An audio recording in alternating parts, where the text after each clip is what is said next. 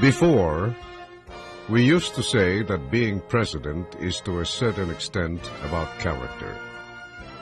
We can say that being president of this country is entirely about character. Government is choosing. Government is prioritizing. And during his watch, President Ferdinand Marcos cannot always be on the right. He must take up matters as a whole to make things perfect for the country, and not only for the foreign hands that have always been manipulating us. Marcos knew then that the international proponents of free trade did not conceal their underlying and motivating belief that the nation-state is obsolete and the whole world must be transformed into a global village, where a nation's economic sovereignty is surrendered to those who run the International Monetary Fund, the World Bank, and the World Trade Organization. With his wife Imelda by his side, Ferdinand proved to be a dynamic, innovative, and forward-looking leader with self-sufficiency for the country as his immediate goal. He laid down the foundations of the nation's economic infrastructure by building more and better national roads, bridges, public edifices, which he later dubbed as concrete monuments to progress. In order to make Ferdinand's dream house a home, Imelda reflected, what makes a home? Love. And what is love made real? Beauty. What was the beautiful tradition, values, art that we had as a people? So Imelda built the Cultural Center of the Philippines to be a monument to the Filipino spirit, to give standard, to give identity, because there was a crisis of identity for Filipinos. This was followed by the Folk Arts Theater, the Institute of Arts in Makiling, the Philippine International Convention Center. As time passed, they forgot how Marcos tried to control the prices of oil and other commodities and struggled to put up industrial projects that could have given more jobs and lifted the nation's economy.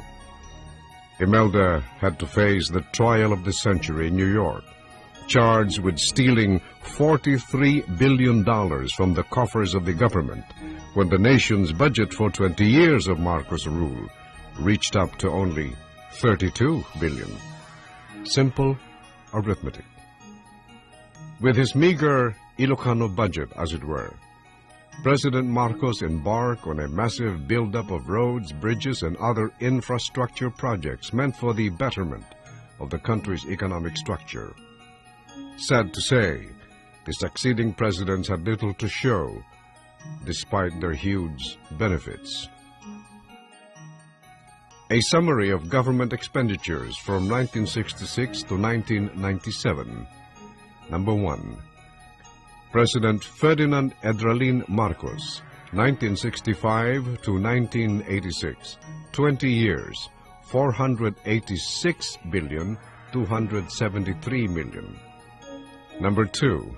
President Corazon Aquino, 1986 to 1991, 6 years, $1,077,895 million. Number 3. President Fidel Ramos, 1992 to 1997, 6 years, $2,237,907 million, from the National Statistics Office. On the core of the family, which is the barangay, he made the political system more grassroots and extensive by adopting the barangay system, which enabled the smallest units of the system, to which the core is the family, to participate in the democratic process by making them responsible for administrative and legal functions within their barangay. The barangay leaders and officers were made elective in their respective communities.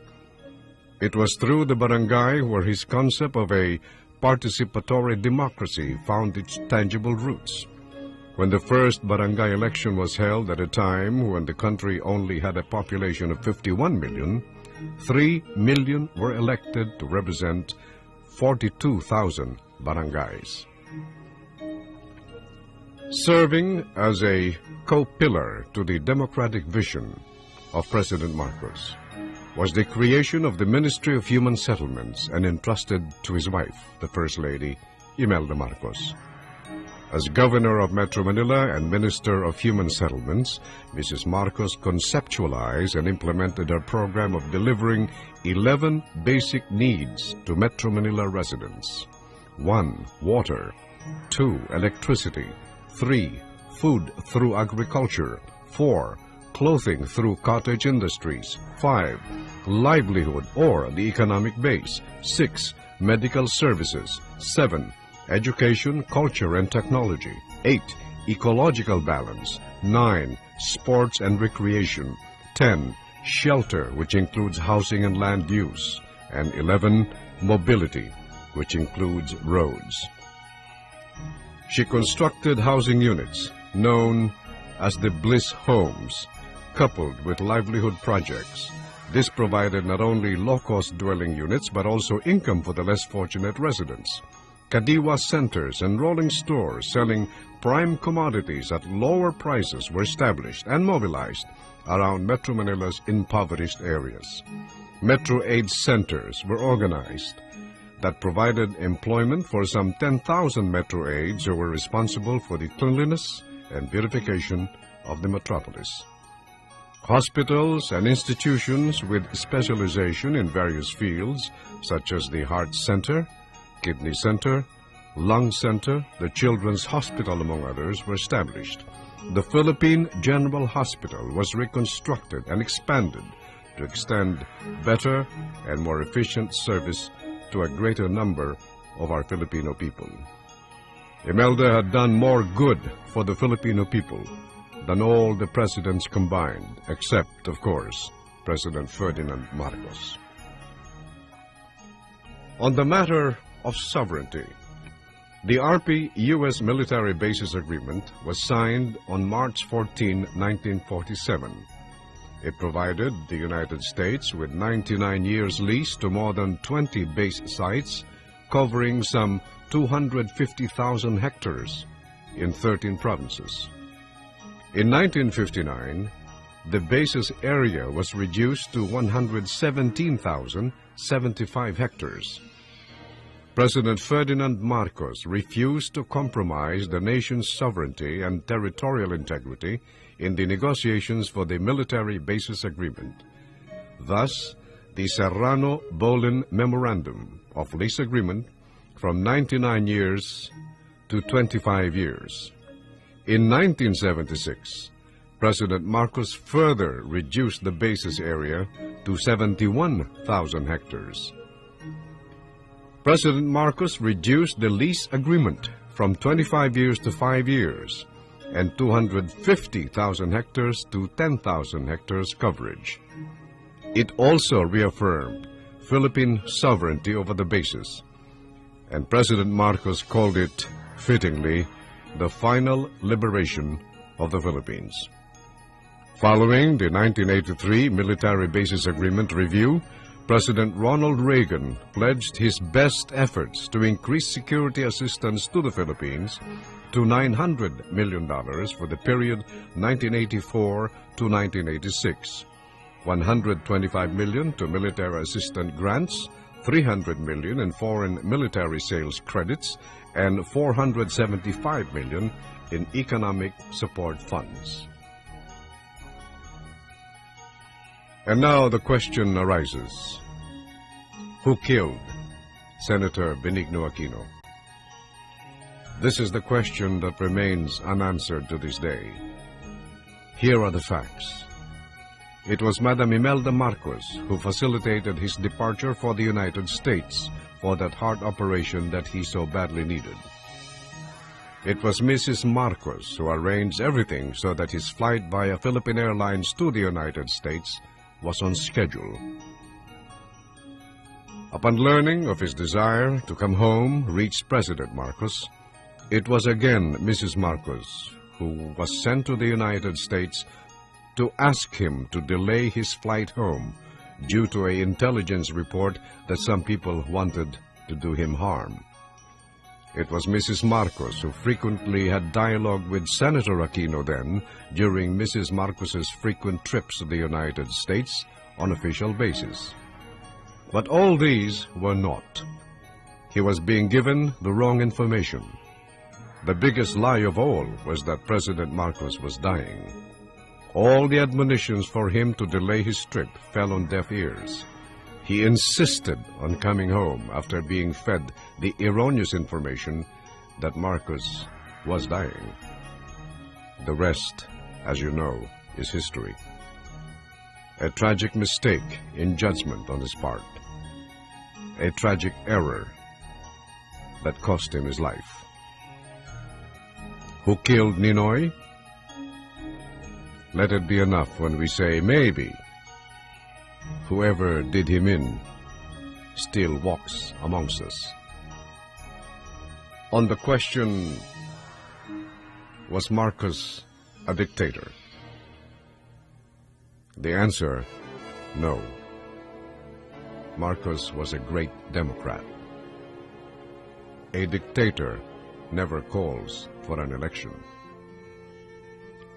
16 elections. One in November 9 of 1965. Two, November 14 of 1967. 3, November 11 of 1969.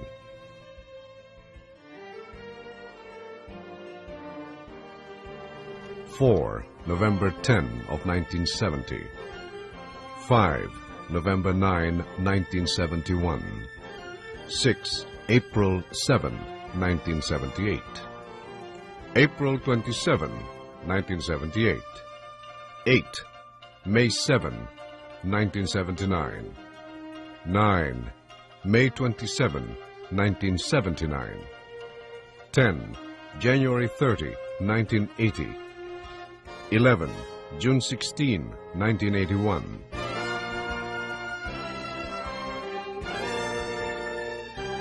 12, May 17, 1982. 13, June 17, 1982. 14, May 14, 1984. 15, February 7 of 1986.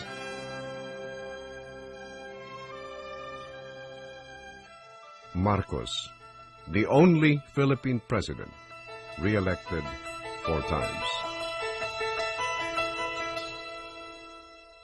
Cory Aquino stole the presidency of 1986. Ferdinand Marcos was the duly elected president of that snap elections of that year. The winning margin of President Marcos was more than 1 million votes. Marcos was proclaimed the winner by the Philippine Congress and sworn into office by the Chief Justice of the Supreme Court. By a twist of misfortune, however, 2 of Marcos's trusted lieutenants turned their back against him for reasons of their own and installed instead a bogus candidate, Cory. A revolutionary government was proclaimed. Elected officials of the country were removed. Then the Constitution was changed by a so-called bunch of delegates handpicked by the usurper and company. The rest is a dark chapter in the Philippine political history. We probably have the most beautiful cultural heritage in Malakas and Maganda. It is a balanced tradition where one must be strong, the other beautiful. One provides the house and the other provides the heart that makes it a home. Thus, Ferdinand and Imelda epitomizes the cultural partnership that is akin to Malakas and Maganda. Legend has it that both souls came from one bamboo split in the middle to signify the importance of each other. Nowhere in the cultural history of any nation mirrors this idea of love and partnership than in this country, the Philippines. And finally, I quote Madam Imelda Romualdez Marcos, "The only things that you keep are those you give away."